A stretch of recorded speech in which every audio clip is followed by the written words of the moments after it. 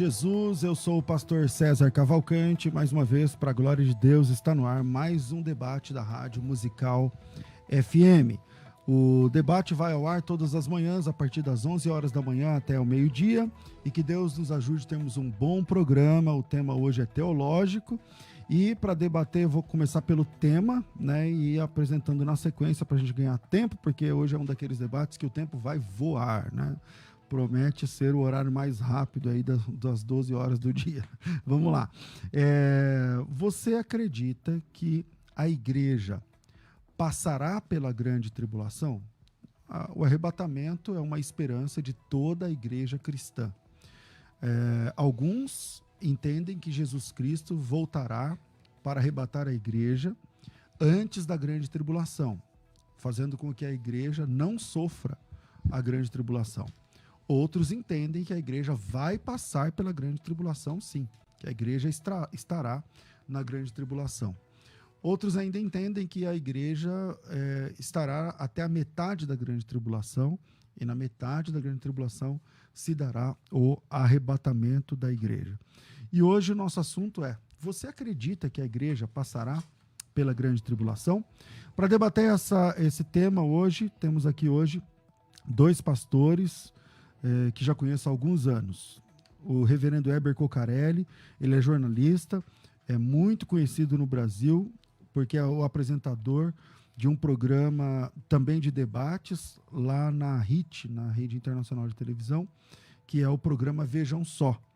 Ele também é professor de teologia na Universidade de Teologia da Igreja Presbiteriana Independente, foi pastor por muitos anos lá no Moinho Velho pela IPI, e é o diretor e apresentador do programa Vejam Só há quase 20 anos.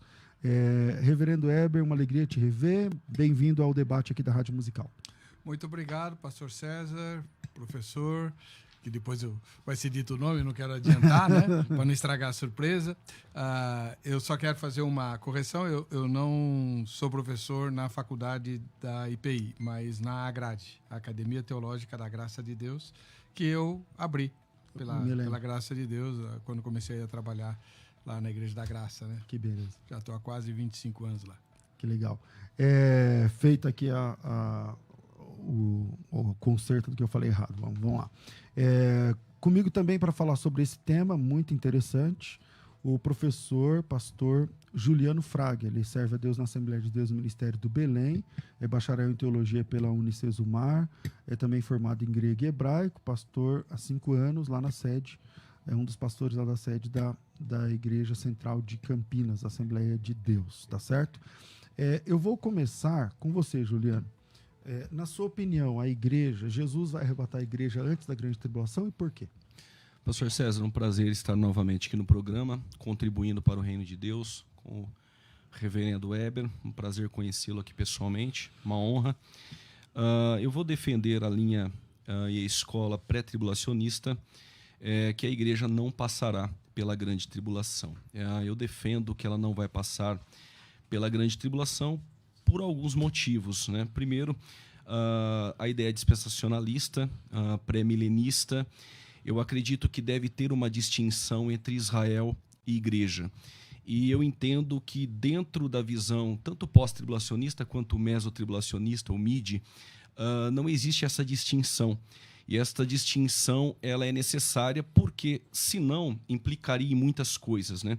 Atos 15, por exemplo, Romanos 9, Romanos 11, 1 Coríntios 10, 32, mostra claramente essa distinção. A igreja, dentro deste período tribulacional, da mesma maneira que ela não esteve nas 69 semanas de Daniel, eu não acredito que ela estaria na 70ª, que é a última semana de 7 anos. Também não entendo que a igreja passa pela tribulação, porque o próprio termo arrebatamento, harpazo, significa levar de um lugar para o outro. Dentro de uma visão, por exemplo, pós-tribulacionista ou MID, o arrebatamento, que é levar de um lugar para o outro, não faz tanto sentido. Por quê? Dentro de uma visão pós-tribulacionista, depois nós vamos escutar o reverendo Weber, eu não sei qual é o ponto e a linha que ele vai defender, mas dentro de uma visão pós-tribulacionista, a igreja ela é tirada, mas até as nuvens, e ela volta novamente para a terra. Então, não há necessidade, então, da igreja sair da terra. Tem um outro ponto também, claro que nós vamos trabalhar no decorrer do programa, que se a igreja ela é arrebatada na segunda vinda com todos os salvos, quem serão aqueles que vão povoar, por exemplo, o milênio, a procriação dentro do milênio? E também em termos de iminência. Eu creio muito na doutrina da iminência, como Tiago 5,8, 1 Tessalonicenses capítulo 5, versículo de número 6, Coríntios 1,7. Nós temos Tito capítulo 2, versículo 13, que também na patrística os próprios pais da igreja já defendiam a iminência. E o arrebatamento ocorrendo tanto no meio da tribulação ou no final da tribulação compromete claramente a doutrina da iminência. Tem mais alguns pontos que nós vamos tratar. Um deles, pastor César, é referente até a uma ideia desonesta, né? Que se dá que o pré-tribulacionismo é uma ideia nova de 1830 com John Nelson Darby, e eu trouxe aqui, não sei se eu vou conseguir fazer isso no decorrer do programa, vários pontos que indicam um pré-tribulacionismo partindo já do século IV, do século VII. Então não é uma visão tão nova assim como alguns sugerem de John Nelson Darby, do ano de 1830, quando ele teve essa ideia em 1826. Por isso, em alguns pontos no decorrer do programa, eu acredito que a igreja não passará pela tribulação. O homem trouxe munição aí, hein, pelo jeito. Vamos lá. Reverendo Weber, você acredita que a igreja passará pela grande tribulação? Quais são as razões? Então, irmãos, a questão da escatologia é um dos assuntos mais debatidos no Vejam Só, porque ele é muito polêmico, né? Não existe concordância em nada, a não ser que Jesus vai voltar. Se bem que agora, aqui no Brasil, já tem gente dizendo que não, né? Que também nem vai voltar, exatamente. Pois é. Então, enfim, eu creio, sim, que a igreja enfrentará o anticristo, e essa é a principal razão para eu ter assim severas reservas ao sistema dispensacionalista, do qual já fui professor. A minha formação bíblica é na palavra da vida. Então, dispensacionalista, então, pré-tribulacionista, puro, até exatamente. os ossos da alma. Mas aí eu fui trabalhar com o Dr. Shed lá na Edições Vida Nova e comecei a estudar a escatologia. Ele escreveu um livro, né, sobre isso, a escatologia do Novo Testamento. E ele alerta para o perigo que o dispensacionalismo representa de não preparar os crentes para o engano que o anticristo vai perpetrar na Terra. Eu sou pré-milenista. Uma vez alguém lá no Vejam Só me rotulou de pré-milenista histórico. Esses rótulos são complicados. Eu sou pré-milenista, mas não pré-tribulacionista. Eu creio que a tribulação, como os próprios dispensacionalistas dividem, ela tem 2 períodos. E no primeiro período há uma severa perseguição aos seguidores do Cordeiro, que eu creio que são os crentes, tanto judeus quanto não judeus. Mas, a partir de um determinado momento, Deus começa a derramar sua ira sobre o mundo, de forma nunca vista antes na história, como o Senhor Jesus declara no sermão profético de Mateus 24. Deste período, eu creio que a igreja será poupada, porque nós não somos filhos da ira, como diz o apóstolo Paulo. Nós somos filhos de Deus, então seremos guardados desse momento por meio de um arrebatamento no meio da tribulação. Entre o período quando se encerra a perseguição aos seguidores do Cordeiro e começam as pragas, o derramamento das 7 taças, lá no livro de Apocalipse. Bom, eu tenho várias razões, inclusive, para responder para o professor Juliano com muita humildade, porque ele escreveu um compêndio, né? Não é verdade? Você aqui, ó, Escatologia Bíblica, as doutrinas das últimas coisas, uma visão apologética, histórica e manual, né? Eu nunca escrevi nada. Então, estou aqui. Ninguém me falou que era ele que vinha, né? Pois é. Então, muito humildemente, eu quero defender a ideia de que essa garantia toda. Eu quero ser arrebatado antes da tribulação. Não tenho a menor vocação para mártir. Certo. O pastor César, e com certeza o professor Juliano também conhece, A Era dos Mártires, né? Sim. Uma obra fantástica do Justo Gonzalez. Eu, quando leio aquilo lá, eu penso, não, Senhor, tem misericórdia. Não é meu chamado. Não, eu não tenho nenhuma vocação para sofrer. Mas eu olho para o Novo Testamento e vejo que Jesus só nos preparou para isso. Juliano, quando você defende que a igreja vai ser arrebatada antes da grande tribulação, como que você lida com o texto de Mateus 24? Porque o texto de Mateus 24 parece que Jesus Cristo fala que a volta dele, junto com o arrebatamento, ali no versículo 28 para frente, ali, é no fim da grande tribulação, ou pelo menos no fim desse sofrimento. Como é que você lida com isso? Sim, boa pergunta, pastor. Mateus 24, eu entendo que os discípulos eles fazem 3 perguntas, segue de uma tripartida. E no versículo de número 3, 1, 2 e 3, eu entendo Jesus falando até o ano 70 depois de Cristo, que não ficaria pedra sobre pedra. No versículo 4, 5 e 6, eu consigo encaixar Mateus 24 dentro de Apocalipse 6, os 4 selos. Eu explico por quê. Eu acredito que Mateus 24, do versículo 4 a seguir, ele já começa tratando da tribulação. E aqui eu não consigo encontrar a igreja e eu vou partir de alguns pontos do porquê. Do versículo aqui de número 4, diz assim, ó. E Jesus respondendo disse-lhes, cautelai-vos que ninguém vos engane. Versículo 5, porque muitos virão em meu nome dizendo que eu sou um Cristo e enganaria muitos. Aqui eu entendo já o surgimento do cavalo branco, do Apocalipse 6, o início da tribulação. Ele vem branco porque ele é passista, traz uma falsa paz, estabelece um poder econômico, político e religioso. E aqui ele engana Israel com esse tratado de paz. Eles reconstroem o templo, segundo Tessalonicenses 2, colocam ele assentado e passam a dizer que ele é o Messias. No versículo de número 6, e ouvireis guerras e rumores de guerras, cavalo vermelho. Versículo 7, porque levantará nação contra nação, reino contra reino, haverá fome e peste, cavalo preto. E todas essas coisas são os princípios das dores. E o texto vai dizer terremotos e mais embaixo, pestes. Então entendo que essa pandemia, essas pestes, é o cavalo amarelo.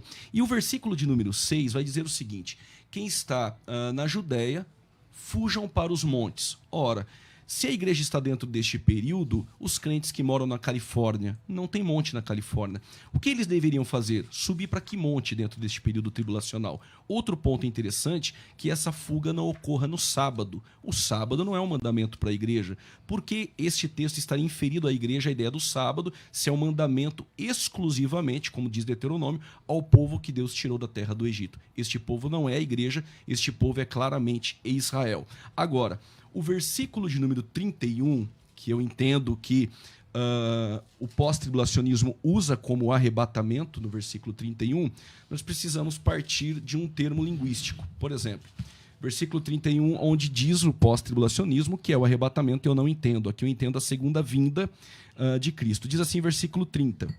Então aparecerá no céu o sinal do Filho do Homem e todas as tribos da terra se lamentarão e verão o Filho do Homem vindo sobre as nuvens. O termo tribos, verão e nuvens se encaixa com Apocalipse 1:7. Segunda vinda, todo olho verá, diferente da maneira que eu acredito no arrebatamento, um arrebatamento secreto. E ele enviará os seus anjos com rijo, clamor de trombeta. Agora é interessante, os quais ajuntarão os seus escolhidos. Os escolhidos aqui, eu entendo que é Israel. E o ajuntarão, no grego, a palavra é epissonago.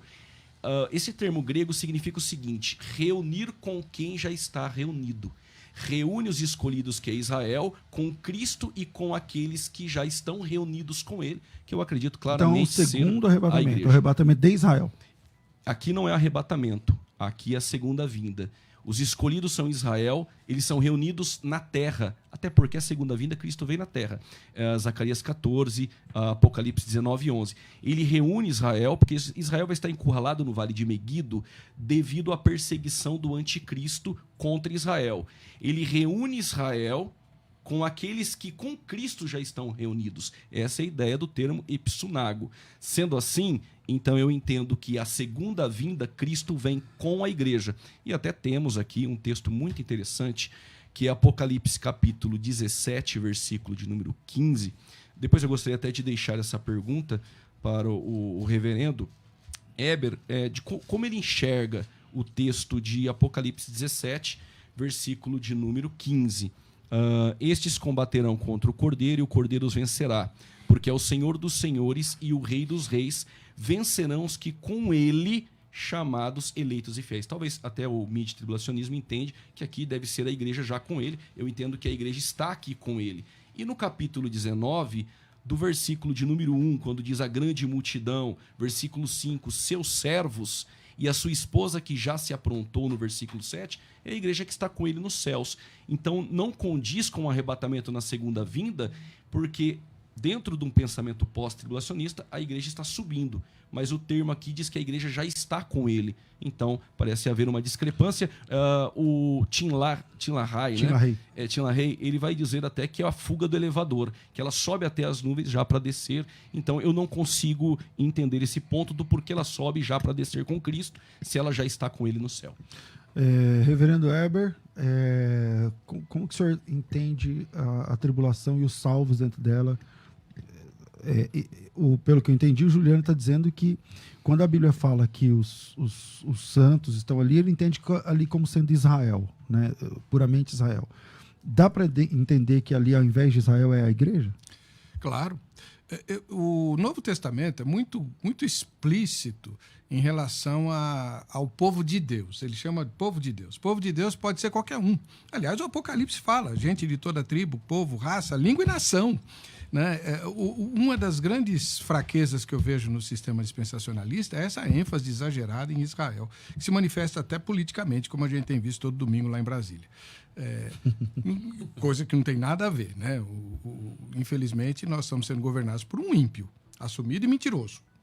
Né? Diz que a verdade está acima de tudo, mas ele fala uma coisa no domingo e na segunda-feira faz outra. Para os amigos que ele condenou no domingo, que são os políticos do Centrão. Então, a gente vai colocar as coisas de Deus nesse balaio? Não. O Novo Testamento diz, de forma muito clara, que Deus desfez a parede de separação entre judeus e não-judeus.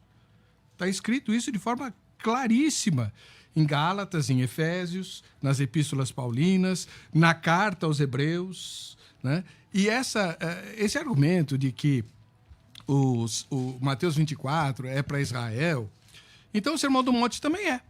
Porque os ouvintes de Jesus em Mateus 24, que eram os apóstolos, eram judeus, todos eles, também são judeus os ouvintes do Sermão do Monte. Ou seja, o texto bíblico do Novo Testamento para a igreja são só as cartas, tirando Hebreus? Não. Os evangelhos são para a igreja. Os evangelhos são os criadores da igreja. O povo de Deus, né? Outra coisa que o irmão professor Juliano citou, ele fala da patrística. Mas os pais da igreja eram todos pós-tribulacionistas. Né? Todos eles eram pós-tribulacionistas. Pré-milenistas, mas pós-tribulacionistas. Eles estavam preparados para enfrentar o anticristo e não ser enganados. O grande problema, qual que é, no cenário que Jesus traça, tanto nos evangelhos quanto por meio dos apóstolos nas epístolas, a expectativa da sua vinda, a segunda vinda de Cristo, é o grande momento. É isso que deve nortear o crente. O apóstolo Pedro escreve dizendo que nós somos peregrinos e forasteiros, a nossa pátria está nos céus e devemos viver ansiando por esse momento. Quando é que esse momento se dará? Na segunda vinda de Cristo. Né? Mas o que é que a igreja faz? A igreja esquece a segunda vinda, esquece a tribulação, não se prepara para não cair na lábia do anticristo, que ele vai ser o sujeito mais eficiente no engano, segundo o Senhor Jesus e o apóstolo Paulo em 2 Tessalonicenses capítulo 2, e fica só pensando no arrebatamento da igreja. E quando eu era criança, tinha aquele disco A Sétima Trombeta, Opa, que todos vocês ouviram. Claro. Disco de terror.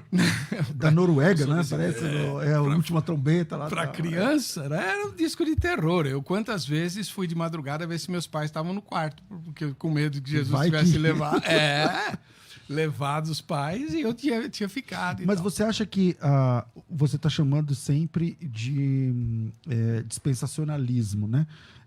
Você acha que essa visão do dispensacionalista, a escatologia dispensacionalista, ela faz com que a igreja perca a capacidade de se preparar? Totalmente. Por quê? Quem é que vai enfrentar o anticristo? É Israel. São os judeus. De novo, né? Não basta que eles passaram no nazismo, né? O sangue de Jesus que eles invocaram lá no Calvário, que caiu sobre eles no Holocausto, agora vai ser requerido outra vez. E nós, crentes, folgados do jeito que nós somos, meu pai falava crente marca barbante, vamos ter o privilégio que os nossos irmãos do primeiro, segundo e terceiro séculos não tiveram, como o Russo Gonzalez conta no A Era dos Mártires. Por que Deus nos pouparia do sofrimento se ele não poupou os melhores crentes que já existiram depois que o Senhor Jesus nasceu, que foram os dos primeiros séculos? Eu não entendo isso. 2 Tessalonicenses, capítulo 2, que o professor Juliano mencionou, é extremamente claro, explícito. Nossa reunião com Cristo não se dará, Paulo usa essa frase, não se dará antes da manifestação do anticristo. Ou seja, nós vamos conhecer o anticristo, sim. E ele vai enganar o mundo, sim. Se for nos nossos dias, pastor César, professor Juliano, se for agora, vai ser o cara que vai resolver o problema da Covid. Da noite pro dia. Ele vai resolver o problema da saúde no mundo e da economia. Fome e tal. Tudo, ele resolve, porque ele vai ter o poder do diabo na mão. Como nunca ninguém teve, né? Aí, o que as nações vão fazer? Se for nos nossos dias, não estou dizendo que é, né? As nações vão adorar esse cara. Lógico, o sujeito que resolveu o maior problema da história da humanidade, porque o que nós estamos vivendo hoje nunca aconteceu. A gripe espanhola foi terrível, mas não alcançou o mundo todo. O mundo todo, né? Foi uma região. Bom, eu vou fazer um intervalo, mas eu quero ouvir o que pensa o ouvinte. Você pode mandar o seu áudio aqui para o 984849988. Está aparecendo aqui embaixo no vídeo, para quem está assistindo pelas redes sociais. Está aqui, 984849988. Envie o seu áudio. Agora, pelo amor de Deus, não é para você enviar um livro, não. Enviar 5 minutos, 10 minutos, não. Discurso. Envie, um discurso, não. Envie o seu áudio. Eu entendi o que disse o professor Juliano, entendi o que disse o professor Heber, a minha opinião é X, tá certo? Então, manda para cá. O nosso WhatsApp é 011 984849988. 011 984849988. Quero mandar um abraço pro pessoal lá do grupo que eu participo de apologistas, tá aí o Tarles, né, falando que também está assistindo o debate, e outras pessoas que estão também acompanhando. 011 984849988, fala teu nome, o lugar de onde você é, eu sou fulano de tal lugar, minha opinião é X, tudo bem? Manda aí para mim, a gente vira aí, a gente vai pro intervalo, voltamos já, fica com a gente, aqui é o debate da Rádio Musical FM, vai. Agora você pode ouvir a Musical FM além dos 105.7 em qualquer lugar do mundo. Faça já o download do nosso aplicativo. Digite na Google Play e Apple Store Musical 105.7 e instale já no seu smartphone. Você pode mandar a sua mensagem. Ouvir a Musical em alta qualidade em todo lugar. E ficar por dentro de tudo que acontece na nossa programação. Disponível para Android e iPhone. Não esqueça, digite Musical 105.7 e seja bem-vindo. Musical, mais unidade cristã. Prepare-se para uma maratona de conhecimento da Palavra de Deus. Uma imersão que você jamais imaginou. Maratona Teológica. Maratona Teológica.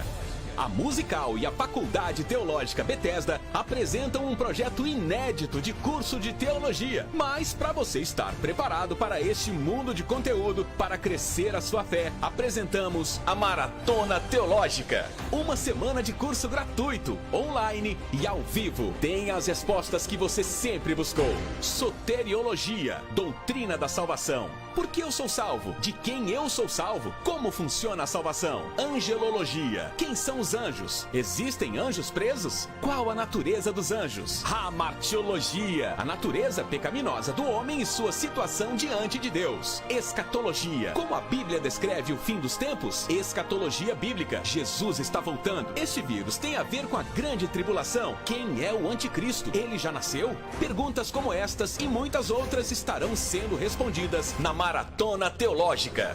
Uma semana de aprofundamento na Palavra de Deus sem nenhum custo. Inscreva-se já no www.fmmusical.com.br/maratona. Anota aí, www.fmmusical.com.br/maratona. Corra, as aulas já começaram e ainda dá tempo de você participar.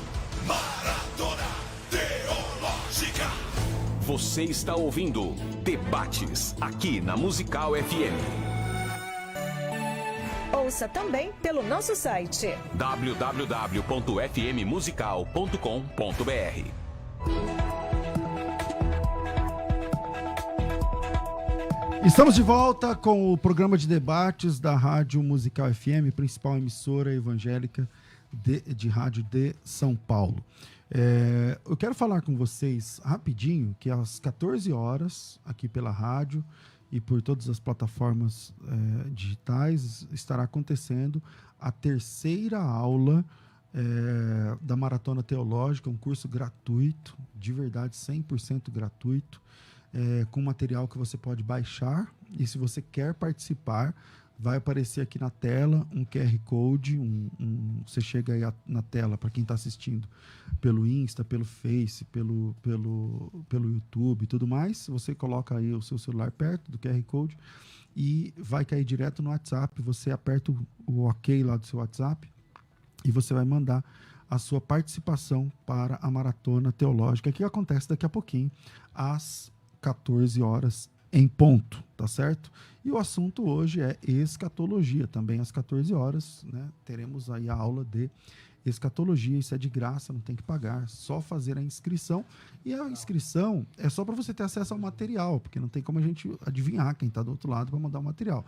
Você faz a inscrição, seu nome, seu e-mail, só para você receber aí a cada dia o material didático do curso. Está aparecendo aqui na tela, está aparecendo aqui embaixo na tela, o QR Code que você consegue fazer a sua inscrição. Se você não manja desse negócio de QR Code, como eu também não manjo, você manda você manda a palavra maratona para o nosso WhatsApp. O WhatsApp da rádio, o WhatsApp da maratona é 011 9007 6844. 9007 6844. Mais uma vez, 9007 6844. Fica disponível para vocês aí. Cada dia dá para baixar o material daquele dia. Por exemplo, ontem tive uma avalanche de pessoas perguntando do material de anteontem. Você não baixou, perdeu. A gente só consegue pôr um lá para ser disponibilizado, tá certo? Então, se você não baixou o material de ontem, meu conselho, baixa agora, porque quando for meio-dia, ele trava e aí entra o material de hoje, tá? É tudo de graça, é só fazer a sua inscrição. Beleza? Vamos lá, tem ouvinte aí falando? Tem áudio de ouvinte no WhatsApp? Vamos ouvir? O tema hoje é pré ou pós-tribulacionismo. Vamos lá.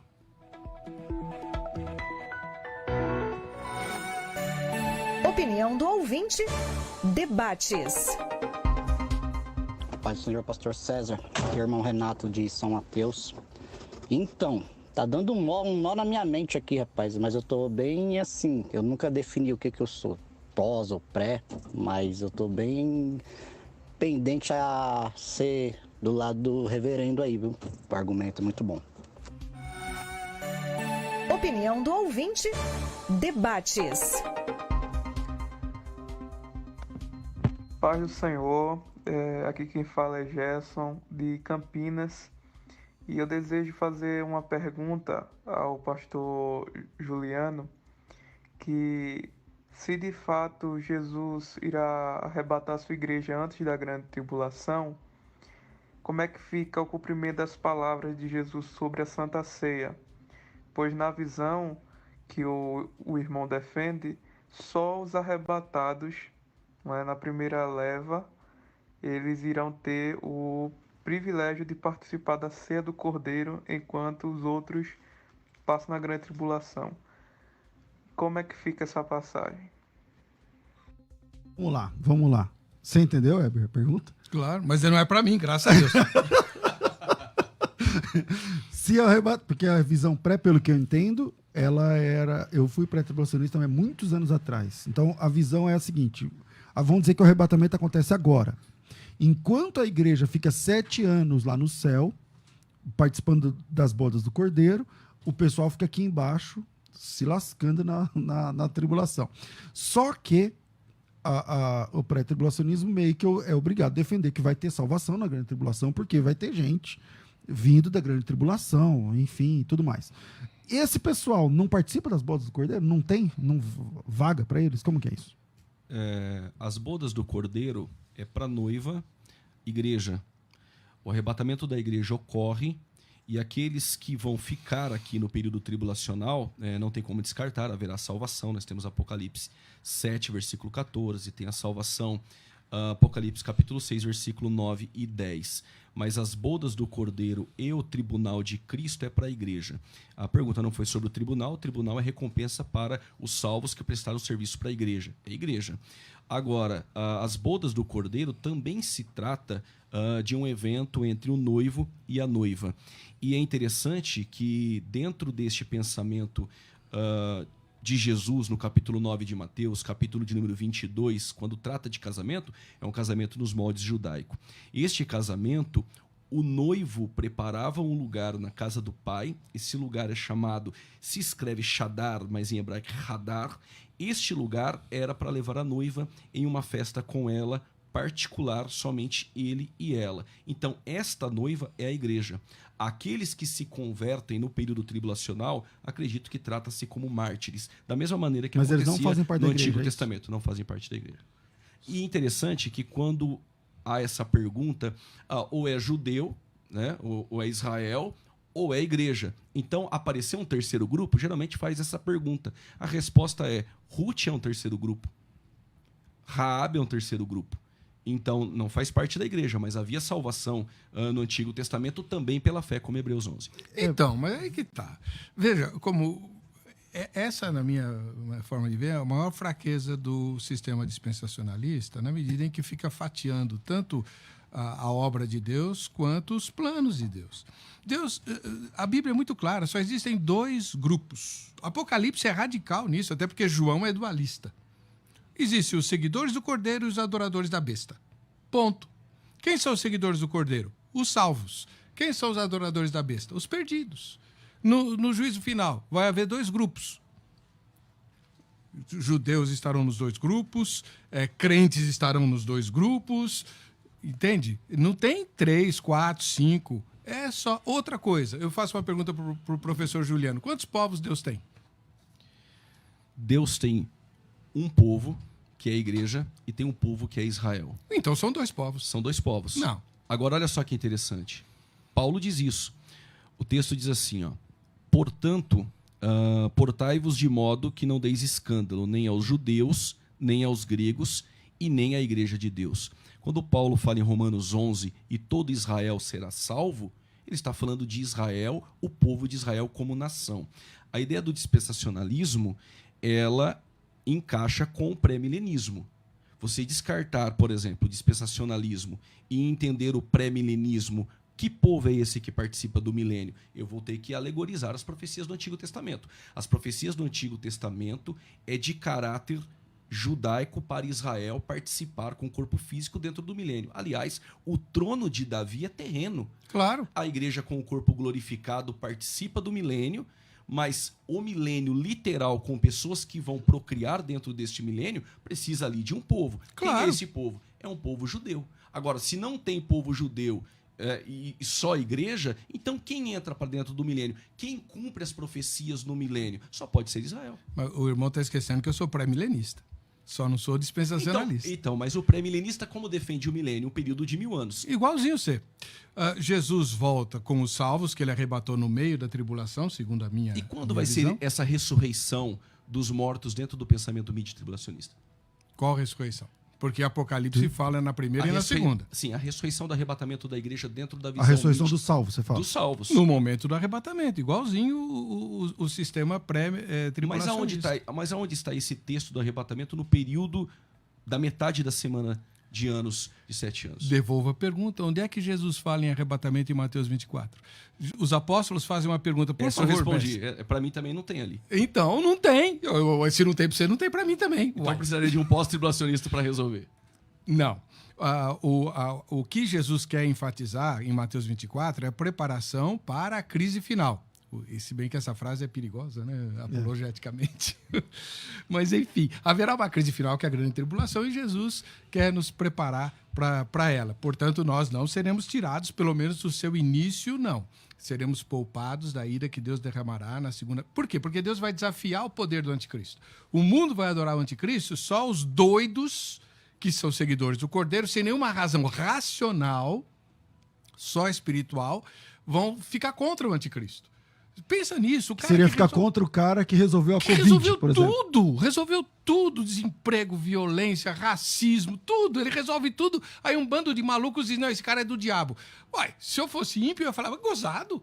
Né? Enquanto o mundo estava na maior desgraça, vocês não falavam do diabo. Aí aparece alguém que põe ordem na casa, vocês chamam ele de capeta.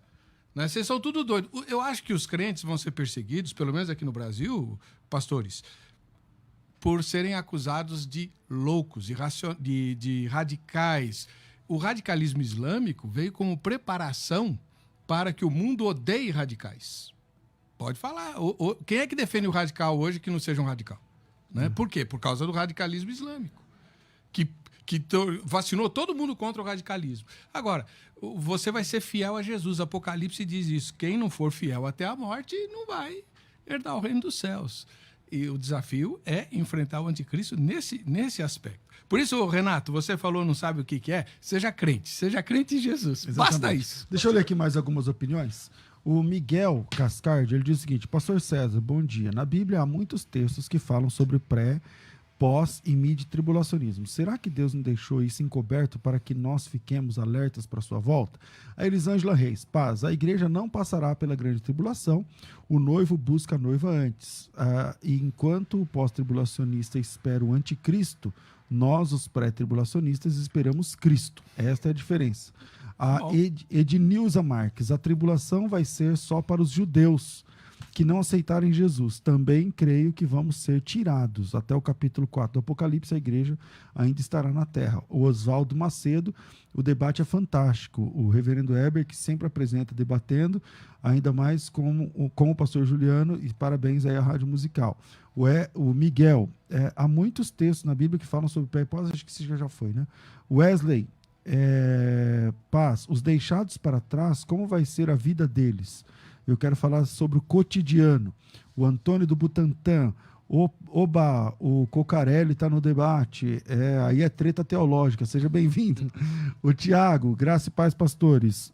Se a igreja não vai passar pela grande tribulação, como fica a questão das trombetas? São 7 anos de grande tribulação, 7 trombetas. Paulo fala que a igreja será arrebatada ante o tocar da última trombeta. Como o pastor Juliano explica essa questão? Vamos ficar com essa aqui. Se o arrebatamento da igreja está condicionado lá em, acho que isso é Coríntios 15, né? Coríntios 15. Eu não sei o versículo, mas Coríntios 15, 50 e alguma coisa, ante ao toque da última trombeta. Se a ressurreição dos mortos acontecerá, e o arrebatamento, acontecerá na última trombeta, que trombeta é essa, Juliano? Precisa entender que 1 Coríntios 15, versículo 52, acredito ser isso, o artigo definido diz ante a última trombeta de Deus. As trombetas que seguem os selos dentro do Apocalipse são trombetas de juízos, não são trombetas de Deus, são trombetas de anjos. Agora, essa 7ª trombeta seria essa de Deus e as outras 6 de quem seria? Devolva a gentileza, ele deveria responder. Se só a última é de Deus, as outras 6 é de quem? Então eu não Mas entendo. Mas esse texto de Deus não aparece lá no texto de Coríntios. A última trombeta de Deus. Vamos ler? Vamos. 1 Coríntios 15, e as trombetas são trombetas de... 51, eu acho, por aí. 52. São 53. trombetas de juízo.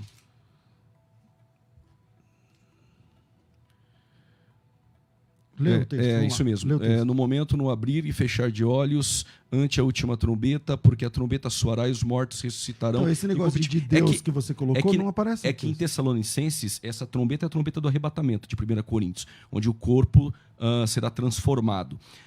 Em Tessalonicenses, que é o toque da última trombeta, aqui em Coríntios, é a trombeta de Tessalonicenses 4, 16 e 17. E lá diz que é a trombeta de Deus. Sendo essa trombeta de Deus harmonizando com Tessalonicenses, que é o arrebatamento aqui também, a trombeta de Deus. Já em Apocalipse, as 7 trombetas de Apocalipse 11, a última é a trombeta tocada por anjo. Não só a 7ª, como a 1ª, 2ª, 3ª, 4ª. Então eu não consigo harmonizar essa trombeta. Aliás, lá no texto também não fala de ressurreição.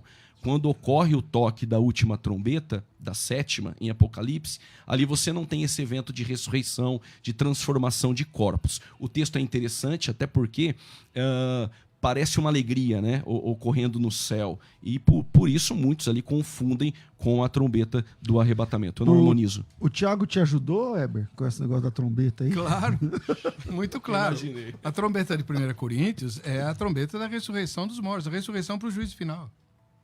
Todos compareceremos diante do juízo final, salvos e perdidos. Todos. Os salvos não serão julgados. Por quê? Porque não haverá nenhuma acusação contra eles. Eles foram, todos os seus pecados foram perdoados e eles são justificados. Mas vamos comparecer todos. Agora, já em 1 Tessalonicenses capítulo 4, concordo com o irmão, é lá só os salvos. É a primeira ressurreição. Que Apocalipse vai dizer, bem-aventurado, né? Aquele que tem parte na primeira ressurreição, porque suas obras os acompanham. 20 versículos 5 e 6. Que é o calcanhar de Aquiles dos amilenistas, é esse versículo aí, não tem como, né? Por conta dos 1000 anos que aparece lá. Dos 1000 anos, das duas ressurreições, eles dividem, a primeira ressurreição é a conversão, a segunda ressurreição é a física, a palavra é a mesma. Quer dizer, que regra de homilética, de hermenêutica e de exegese eles estão usando ali. Porque é o seguinte, como Agostinho espiritualizou, né, parte dele, o amilenismo, é que eles são obrigados a espiritualizar o capítulo todo, porque aí que está... Esse é o problema. E por isso que eu não sou amilenista, por causa desse...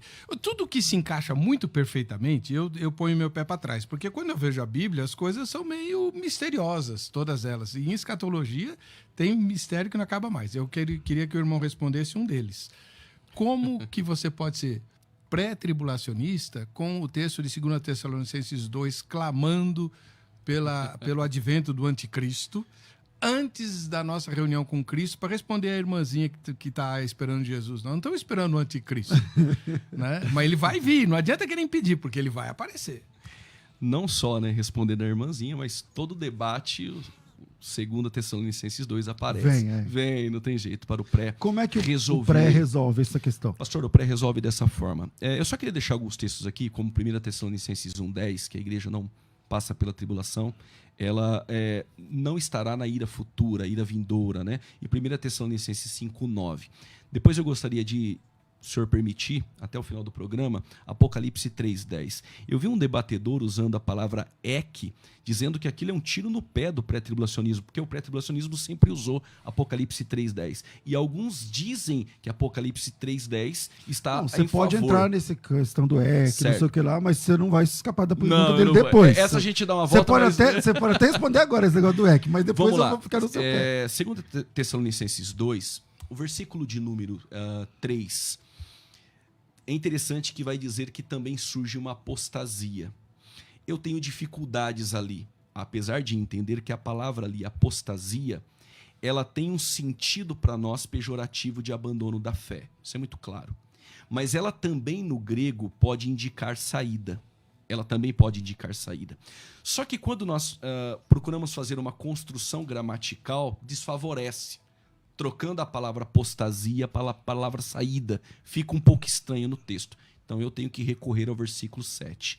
Aquele que o detém. Porque o texto vai ser muito claro que o anticristo se manifesta até que aquele que o detém seja tirado. O pronome detém, ele pode ser alguém, mas ele também pode ser alguma coisa. Algo.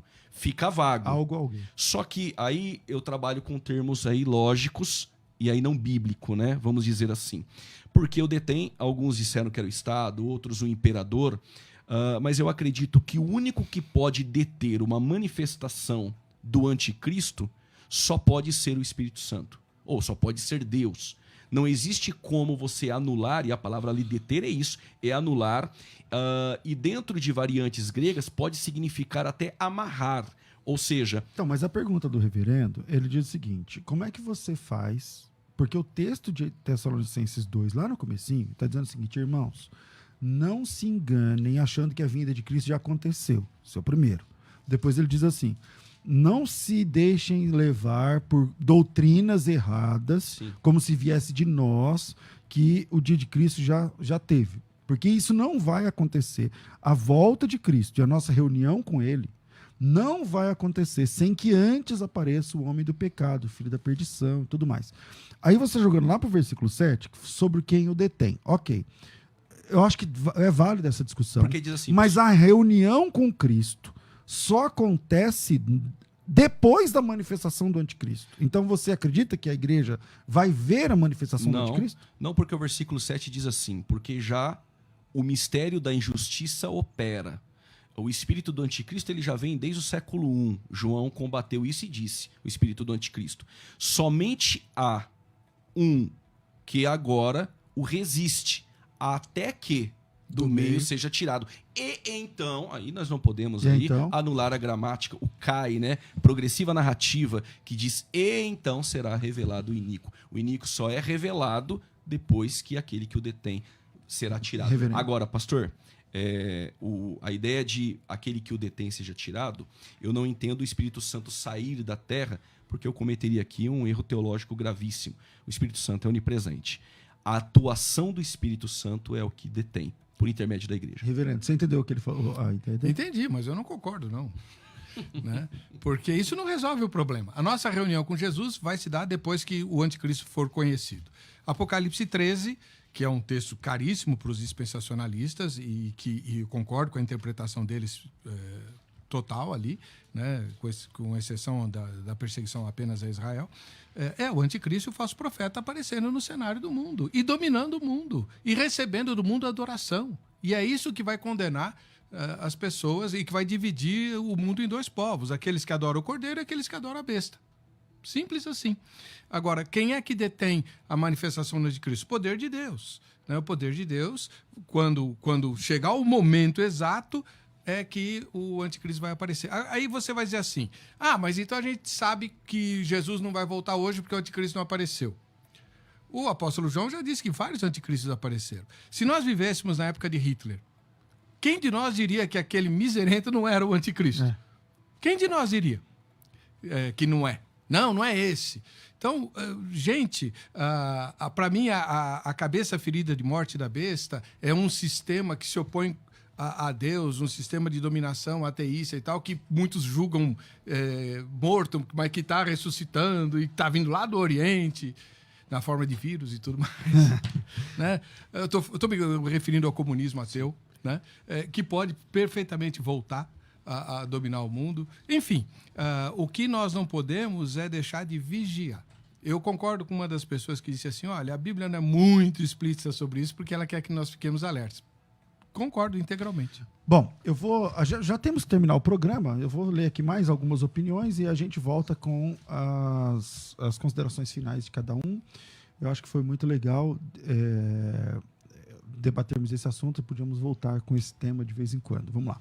O Antônio Soares, eu sou o pastor Macedo, sou pré-milenista, pós-tribulacionista. Apocalipse 3:10. A Kelly Regina, paz, pastor. Enoque não seria uma tipologia da igreja, assim como ele não viu o dilúvio, a igreja não passará pela grande tribulação? O Alessandro Ockner. Legal, parabéns, pastores. Assunto sadio que nos leva a compreender melhor, da melhor forma possível. Deus abreviará os dias do sofrimento do seu povo. Sou pós-tribulacionista por haver. Como poderia haver duas bodas do cordeiro? O apóstolo Paulo cita várias passagens sobre a igreja passando pela grande tribulação. O Dair Soares Pereira, se a igreja vai passar pela grande tribulação, então muitos vão esperar a grande tribulação para aceitar Jesus.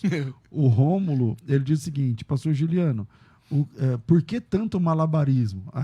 A Rafaela Alcântara, a cara do pastor César é a melhor. Caramba, os caras ficam vendo que, por mais debates assim. O Edson Henrique, o pastor César fica doido para entrar no debate. Não, fica assim. Você acha? Mas isso é mal de qualquer apresentador. Não tem jeito. Não tem. Aí eu sou... Você está lá apresentando o Vejam Só, não tem hora que você tem que falar assim, irmão, por que você não fala assim? Ó? Exatamente. Não, é verdade. Vamos lá. O Sandro, a paz do Senhor. E os 144 mil já não vai mais dar tempo. Tem aqui o Ranilson, sou pré-tribulacionista. Como entender? Aí ele fala que textos, né, que não vai dar tempo, infelizmente. Isaías 26:19, Malaquias 3:16, Lucas 21:34. O Rogério, no fim do debate, o pastor César tem que dar a opinião dele. Concordo. A pastora Adenilson. A paz seja com todos, que debate fantástico, acredito e quero estar certo que o Senhor poupará os seus escolhidos da grande tribulação, tal, Deus abençoe. Vinhetinha do finalzinho aí, das considerações finais, porque infelizmente o tempo voou. Vai. Considerações finais. Debates com o pastor César Cavalcante. 1 minuto para cada irmão se expressar aí nos finalmente. Infelizmente, esse não é um assunto que dá para... 1 hora é pouco, 2 é pouco, 3 são pouco, enfim. Vamos lá. Juliano. Devido a esses textos de 1 Tessalonicenses 1:10, de 1 Tessalonicenses 5:9, Apocalipse 3:10, aí eu não teria tempo para explicar aqui a palavra ek, tirando de dentro da hora e não da tentação. E acredito que a ideia de a igreja passar pela tribulação, na segunda vinda, ocorrendo o arrebatamento, como alguns aderem, nós não teríamos um povo para estar dentro do milênio. E principalmente o julgamento das nações, que ocorre na terra. Vai julgar ovelhas e bodes, mas as ovelhas já estão com o corpo glorificado. Fica meio sem nexo. Mas eu continuo acreditando que a igreja não passa pela tribulação, acredito na iminência. Acredito que o período tribulacional nós não podemos comparar com períodos de tribulação durante a história da igreja, porque no século XX foi maior do que no tempo da igreja perseguida, e sendo assim, o período tribulacional será um período sem igual, será algo completamente diferente. Então, a ideia de que a igreja passou, nós temos que passar também, não funciona no período tribulacional. E não podemos esquecer que a tribulação ela tem um propósito: preparar Israel para encontrar com Deus e punir as nações. Este propósito não está para a igreja, que a igreja é a noiva. Obrigado, Juliano. O Juliano é autor do livro, como chama? Ele me deu um também faz tempo. Escatologia Bíblica, a doutrina das últimas coisas, uma visão apologética, histórica e manual. Tá certo? Prazer, Onde pastor. que a pessoa... Dá seu WhatsApp, quem quiser adquirir o livro. Vou estar às 2 horas aqui. Aí é melhor. Aí Tá eu bom. passo. E deixar um abraço aqui para o senhor, mas uma vez, né, a oportunidade de poder estar aqui contribuindo para o reino e conhecer o pastor Heber, foi um prazer, uma honra muito grande estar aqui com o senhor. Tá aí um cara para ir participar do Vejam Só. Reverendo Heber, suas considerações finais. Então, eu quero lembrar que a posição que eu defendo aqui não é nem a milenista, nem a pós-milenista, é a MID. Eu creio que a igreja será poupada... Midi-tribulacionista. Midi-tribulacionista. A igreja será poupada da ira de Deus, que será derramada sobre o mundo por causa dos adoradores da besta. Então, nós seremos tirados aqui, mas não seremos poupados da ira da besta, que vai perseguir a igreja, conforme o livro de Apocalipse e o sermão profético de Jesus deixam muito claro, usando uma estratégia profética de falar sobre um fato ocorrido no passado para se referir a 2 no futuro, né? que foi a destruição de Jerusalém e a ação do anticristo na primeira metade da grande tribulação ainda por vir. Jesus usa essa estratégia em Mateus 24, tentando nos alertar para que estejamos alertas com relação aos sinais. É a ênfase de Mateus 24. Observa o que está acontecendo e põe os olhos no céu. Nossa vida e nosso futuro não serão neste mundo, mas no mundo transformado pelo poder de Deus. Amém. Vejam Só hoje o que vai debater. Então, nós ainda estamos em reprise por causa da pandemia. Então você você que decide ou não? Não, eu sou o último que fala, o primeiro que apanha. Bom, vou mandar um abraço aqui pro pastor Dejalma, tá mandando um abraço tanto pro reverendo Heber quanto pro pastor Juliano. Obrigado. E todos os demais queridos que estão participando. Eu sou pós-tribulacionista, não sou mid nem sou pré, eu sou pós-tribulacionista clássico. Só para me deixar só uma minha posição, me desculpa se pareceu que eu apertei o Juliano. Você sentiu isso, Juliano? Não sei. Não quero, não quis. O senhor sempre me aperta. Certo. Mas só respondendo a pergunta da irmã, falando que a gente espera a Cristo, não o anticristo, não sei o que lá, ou por que Deus poupou, quem ele falou lá do Antigo Testamento? Enoque, Deus poupou Enoque. Então, do dilúvio, mas não poupou Noé, né? Noé atravessou o dilúvio, ele, a família inteira. O texto lá de 2 de Pedro disse: Deus não poupou os anjos quando pecaram e tal. Deus não poupou o mundo antigo, mas preservou Noé dentro do dilúvio, né? Então ele poupou 1, mas não poupou 8, né? Que são Noé e sua família e tal. Então tem aí os 2 lados da história. Eu acho que de vez em quando a gente tem que ter um debate sobre escatologia, porque eu acho que a igreja fica melhor preparada. O pessoal de hoje só fica falando de bênçãos, mas eu acho que temos que estar preparados para o toque da última trombeta. A última, viu, Juliano? Vamos lá. Estou ficando por aqui. A gente volta às 14 horas, vai ter a Maratona Teológica, um curso gratuito de teologia oferecido tanto pela FTB quanto pela Rádio Musical. E então a gente se encontra às 14 horas. Até lá, tudo isso e muito mais a gente faz dentro do reino, se for da vontade dele. Amém. Você acabou de ouvir na Musical FM Debates com o pastor César Cavalcante. De volta amanhã, às 11 da manhã.